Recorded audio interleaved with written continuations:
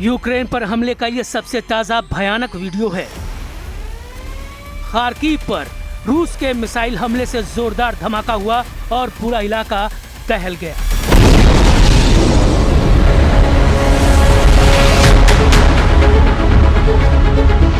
इस हमले के बाद पूरा इलाका धुएं और मलबे से भर गया। यूक्रेन का दावा है कि इस हमले में एक महिला की मौत हो गई, जबकि 2 बच्चे घायल हो गए।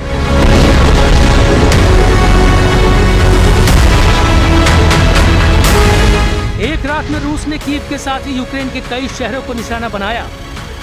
बैलिस्टिक और ड्रोन हमले में खार्किव और जापोरिजिया में कई लोगों की मौत हो गई।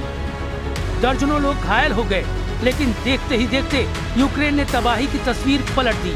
कीव ने 1350 किलोमीटर दूर रोस्टोव सी ट्रेड पोर्ट और उदमूर्तिया में फ्यूल डिपो पर हमला कर रूस से नई जंग का ऐलान कर दिया। लेकिन यूक्रेन के अखबारों में रिपोर्ट छप रही है कि सर्दी ज़ेलेंस्की पुतिन को सबसे बड़ा वॉर सरप्राइज देने वाले हैं। यह है यूक्रेन की खुद की विकसित की हुई FP7 मिसाइल। रेंज है 300 किलोमीटर और FP9 जिसकी रेंज है 850 किलोमीटर। इस मिसाइल को फायर पॉइंट नाम की यूक्रेनी डिफेंस कंपनी बना रही है, जिसकी फाइनल टेस्टिंग हो रही है। डेनिस स्टिलरमैन का दावा है कि अगर इंजन टेस्ट सफल रहा तो इस साल सर्दी में इसका इस्तेमाल रूसी टारगेट के लिए हो सकता है। मतलब जो ज़ेलेंस्की अब तक लॉन्ग रेंज ड्रोन अटैक से मॉस्को को दहला रहे थे, रूस के अंदर 1200 से 1300 किलोमीटर अंदर हमला कर उसके सी पोर्ट तेल ठिकानों में तबाही कर रहे थे। अब उनका प्लान इससे बड़ी तबाही का है। वो सीधे रूस की युद्ध मशीनरी को तोड़ना चाहते हैं, लेकिन इससे भी ज्यादा बड़ी चुनौती है रूस के हमलों का सामना करना। Чітку інформацію від розвідки, що в Росії готують на осінь нову хвилю мобілізації, доволі значну. У цей час росіяни втрачають на фронті більше своїх військових, ніж набирають. А Путін ще збирається збільшувати атаки і розширювати цю війну. Йому потрібні ще росіяни для участі.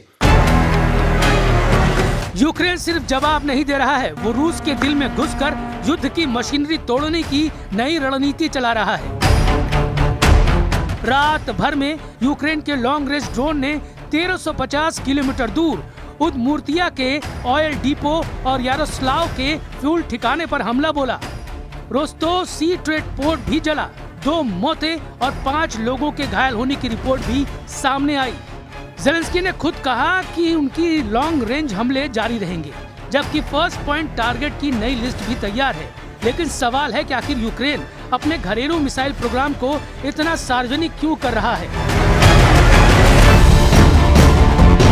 क्या अपने मिसाइल प्रोग्राम को सार्वजनिक करके वो पुतिन को डराना चाहते हैं और रूस को बातचीत की मेज पर लाना चाहते हैं, या लंबी युद्ध की तैयारी कर रहे हैं? और ये मिसाइलें मॉस्को तक पहुंच गई तो पश्चिमी सहयोगियों की प्रतिक्रिया क्या होगी? इसके बाद यूरोप समर्थन बढ़ाएगा या जंग को भड़कने से रोकने के लिए दबाव बनाएगा? क्या यूक्रेन मॉस्को पर बैलिस्टिक मिसाइल मारने का दावा करके अमेरिका यूरोप से और ज्यादा हथियार और राजनीतिक समर्थन हासिल करने की कोशिश में जुटा है?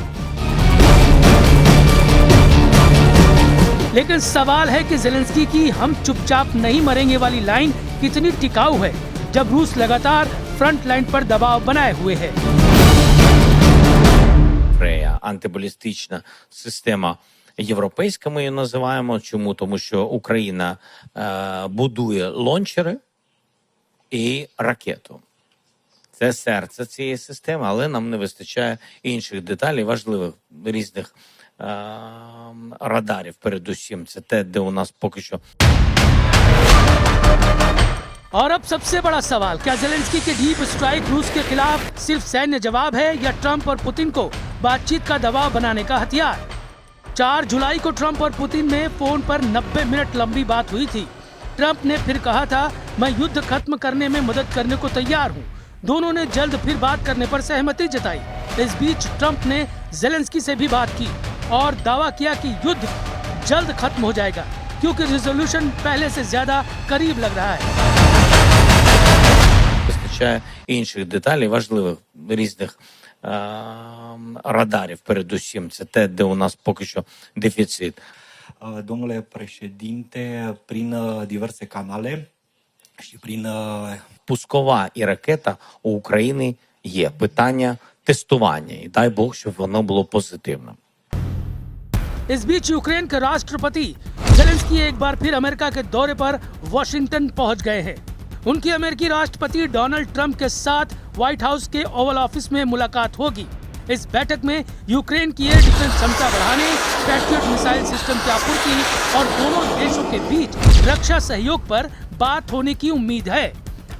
जेलेंस्की अमेरिका के साथ ड्रोन समझौते को अंतिम रूप देने की भी कोशिश करेंगे।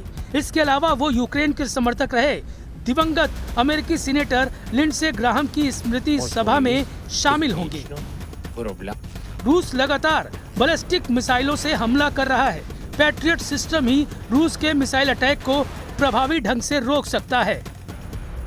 ट्रंप ने पहले ही यूक्रेन को पैट्रियट बनाने का लाइसेंस देने का वादा किया है। इस मुलाकात में उस लाइसेंस को तेज करने, टेक्निकल सहयोग और कुछ इंटरसेप्टर्स की तत्काल आपूर्ति पर बात हो सकती है। अगर यूक्रेन खुद पैट्रियट बनाने लगे तो लंबे समय में रूस के मिसाइल हमलों की जवाब देने की क्षमता कई गुना बढ़ जाएगी। अभी तक यूक्रेन का अमेरिका के साथ पैट्रियट मिसाइल प्रोडक्शन लाइसेंस पर समझौता हुआ। इसका मतलब है कि यूक्रेन खुद पैट्रियट इंटरसेप्टर बना सकेगा। इसके अलावा नाटो देश यूक्रेन को इसी साल करीब 80 अरब डॉलर की सैन्य मदद देंगे। इसमें यूरोपीय संघ का बड़ा लोन भी शामिल है। Риски роста инфляции и соответствующих последствий. А есть большие плюсы от сегодняшней политики. В чем этот плюс заключается? Главный – в устойчивости российской экономической и финансовой системы. Вот это самое главное.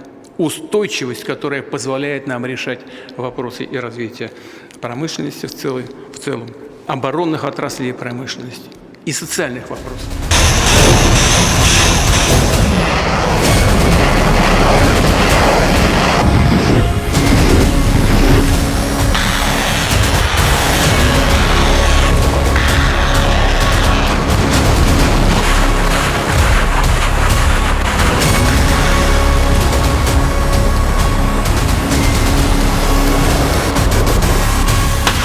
लेकिन पुतिन भी चुप नहीं बैठेंगे। नौसेना दिवस पर पुतिन ने ऐलान किया कि पोसेडॉन nuclear under water drone final stage में है और जल्द कॉम्बैट ड्यूटी पर तैनात होगा। बेलगोरोड और खबारोस जैसी सबमरीन पहले से एक्टिव हैं। ये डूम्सडे ड्रोन हजारों किलोमीटर पानी के अंदर चलकर तटीय शहरों और एयरक्राफ्ट कैरियर ग्रुप को निशाना बना सकते हैं।